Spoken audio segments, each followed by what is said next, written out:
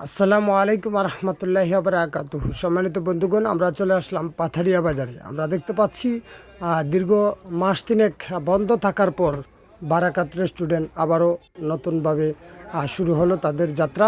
আমরা দেখতে পাচ্ছি তাদের যে পরিবেশনাগুলো এবং তাদের যে আচার আচরণ ব্যবহার, কাস্টমারদের তাদের যে একটি মিল মহাব্বত, আমরা সেগুলো নিয়ে থাকছে আজকের বিস্তারিত। আমরা দেখানোর চেষ্টা করছি পাথারিয়া বাজার থেকে বারাকাত রেস্টুরেন্ট। আপনারা দেখতে আগের চেয়ে তাদের এখন আরও অনেক বেশি কাস্টমার আমরা দেখতে পাচ্ছি।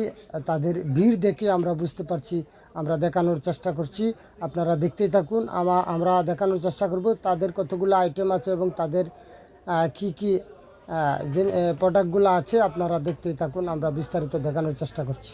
আবারও জমে উঠেছে বারাকাত রেস্টুরেন্ট পাথারিয়া বাজার। এখানে কাস্টমারদের ভিড় আর বিভিন্ন অনুষ্ঠানে খাবার সরবরাহ করার সুব্যবস্থা সহ সব ধরনের সুযোগ সুবিধা আপনারা এখন খুব সহজেই পেয়ে যাচ্ছেন, করে নিচ্ছে। এছাড়াও আরও থাকছে তাদের বিভিন্ন আইটেমের খাবার। প্রথমেই মিষ্টির দিকে যদি যাই, সব ধরনের মিষ্টি, নিমকি, জিলাপি, পিআইজি, সিঙ্গারা, সভাজোল, মোগলাই সবজি রোল বা চিকেন রোল কিংবা ডিম পরোটা ও রুটি।